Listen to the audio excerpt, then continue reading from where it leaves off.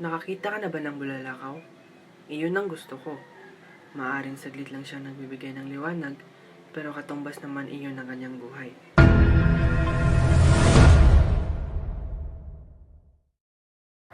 Hindi naabot ng isip ko kung kailan tayo magkakilala at nagsimulang maging magkaibigan. Tayo ni Nadine at Mara. Hindi pa tayo nag-aaral dalawa ay magkalaro na tayong apat. Grade 2 na si Ding at grade 1 naman si Mara. Sa lungsod tayo lumaki. Wala tayong matambayang bukid, sagingan, o nakatumbang punong maupuan. Kaya sa may bubungan namin tayo nagpapalipas ng oras. High school na tayo at nagsisimula ng mawala ng pang-akit sa atin ang taguan, picnic, scramble at kulangot ng insect. Nagsisimula na rin humiwalay si Nadine at Mara sa atin. Madalas ay lumalabas silang hindi tayo kasama. Nakakainis sila. Tayo lang ang nasa bubungan noon, kakatapos lang ng ulan at basa ang bubungan. Sinapinan mo ng sombrero ang uupuan ko at yung tsinelas mo naman ang iyong inupuan. Masdan mo ang bituin. Ang dami-dami nila, kumpol-kumpol at maningning. Pero parang hindi sila nagbibigay ng liwanag sa daigdig. Parang nandyan lamang sila para purihin at hangaan. Parang kapag lalo mong hinahangaan, ay lalong nagniningning, nagmamaling, lalong nagyayabang. Kaya ako, ayoko ng mga bituin.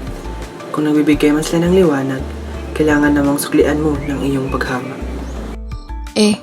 Ano naman ang gusto mo? Nakakita ka na ba ng bulalakaw? Iyon ang gusto ko. Maaring saglit lang siyang nagbibigay ng liwanag, pero katumbas naman iyon ang kanyang buhay.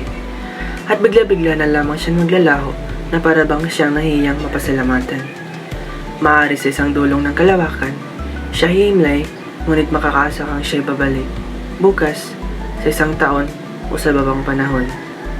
Babalik siya habang nabubuhay ang digdig sa dilim ng mga bituin. Hindi talaga kita maunawaan noon, Jean. Hanging dumampi ang panahon. Parang kahapon lang ay si Nadine at Mara ang nagtapos. Ngayon, tayo naman. Isang sombrerong pang-baseball ang regalo ko sa iyo. Napansin ko kasing lumang-luma na ang sinusuot mong sombrero. Bakit nga ba ang hilig-hilig mo magsombrero? Isang card naman ang handog mo sa akin. Mas nahihiya kaysa nagbagaling kang sabihin mong sariling gawa mo iyon. Sabay sa pagbirong wala ka kasing pambili. Paalala mo rin na doon ko na sa bahay namin basahin dahil nahihiya ka. Umuo naman ako. Pero dahil sabik na rin akong mabasa ang laman nito, kunyari ay nagpaalam akong pumunta sa CR. Doon ko napatunayang magaling ka talagang mag-drawing. Sa pambungad ng card ay may dibuho ng dalawang batang nakaupo sa damuhan at nakasandal sa puno. Tinitingala nila ang mga bulalakaw na humihiwa sa madilim na kalawakan. Oo, Jean. Alam ko na ngayon kung ano ang bulalakaw. Binuksan ko ang card at nabasa ko roon ang iyong pagbati at dalangin na sana'y maabot ko kung ano man ang aking mga pangarap. Nasa akin pa rin hanggang ngayon ang card na iyon, Jean. Nag-usap tayo kung anong kurso ang kukunin natin sa kolehiyo. Medisina ang gusto ko. Ikaw, gusto mo sanang mag-fine arts pero engineering naman ang gusto ng tatay mo. Okay lang naman iyon, sabi ko, dahil magaling ka naman sa math. Napagkasunduan din natin na parehong universidad ang ating papasukan. Nagbukas ang klase, walang Jean akong nakita sa campus. Hindi rin nadaan sa bahay. Pero makipot pa rin ang mundo natin. Sa may kanto sa abangan ng sasakyan tayo nagkita. Nagulat ka pa nang kalibitin kita mula sa likuran. Nakasombrero ka, ngunit hindi iyon ang binigay ko sa iyo ng graduation. Sabi mo ay ayaw mo iyong maluma, kaya hindi mo ito sinusuot. Ang Prinsesa Aya ay isa na ngayong pinakamagandang doktora. Ang labo mo naman, napagkasunduan nating parehong universidad ang ating papasukan, pero bakit eto ka ngayon at sa ibang eskwelahan ka pumasok? Hindi ako nag-aaral, nagtrabaho na ako. Jean, alam ko na sa kaloob-looban mo'y mas matimbang pa rin sa iyo ang pag-aaral.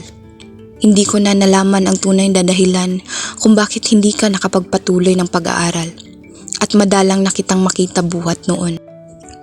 Nasundan ko ang kalagayan mo sa pamamagitan ng tagdi-tagning mga balita na pinaniniwalaan ko'y hindi.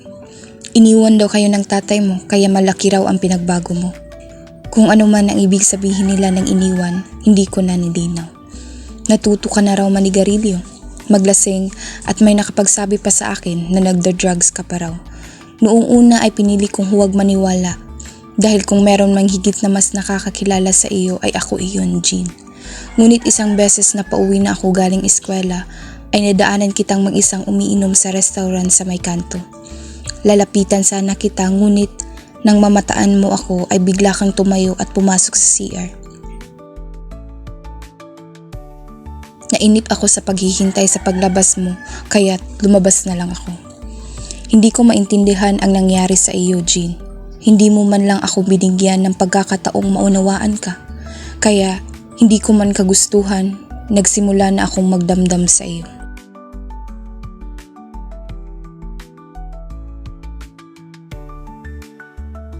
Minsan ay ginabi ako ng uwi dahil inabot ako ng ulan sa U-belt.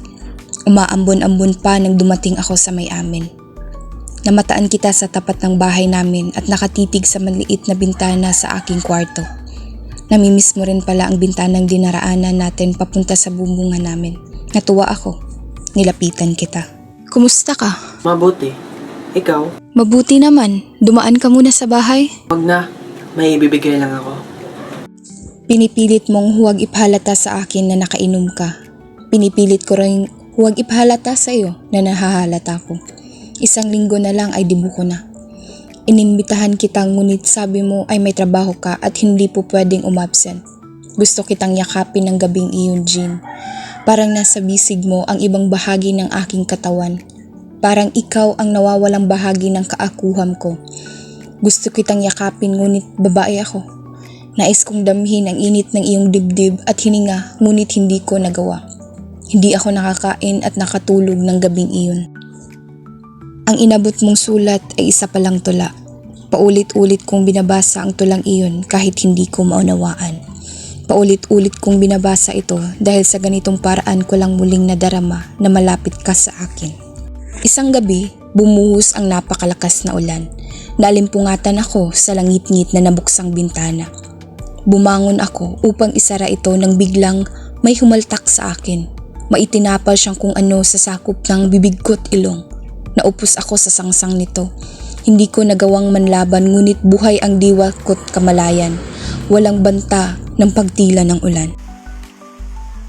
Nang makabawi ako ng lakas kinaumagahan, ikaw agad ang naisip kong puntahan. Pero ang balita naman ng pagkamatay mo ang gumimbal sa akin. Natagpuan kang laslas, ang magkabilang pulso at putok ang ulo sa pagkakauntog sa dingding ng iyong kwarto.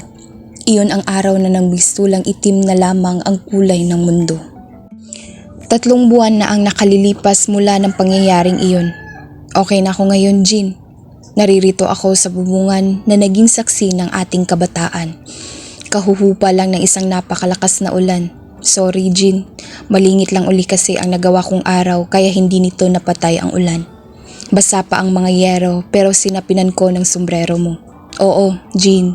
Sa pagmamadali mo siguro nung gabing iyon ay naiwan mo itong sombrerong gift ko sa iyo. Ang sarap-sarap dito sa bubong. Malamig. Pinababa ako ni Mama pero ayaw ko. Iyak nga siya ng iyak pero hindi ko siya pinapansin. Nakatanaw ako sa kalangitan at pinagmamasdan ang pagpikit at pagdilat ng mga bituin habang dinarama ang pumipintig na buhay sa aking sinapupunan. Pero huwag kang mag-alala, Jean. Walang makakaalam nito. Tayo lang dalawa. Pinagtitinginan nga ako ng mga taong nagdadaanan Buhat daw nang mawala ka ay naging ganito ako.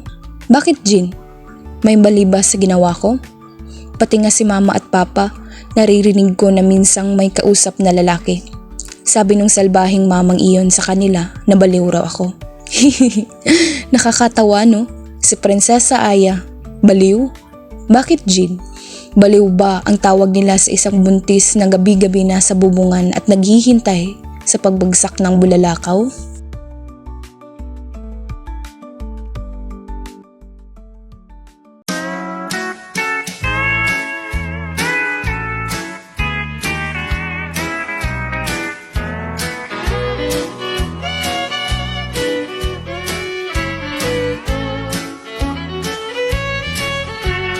All my kids live in Texas.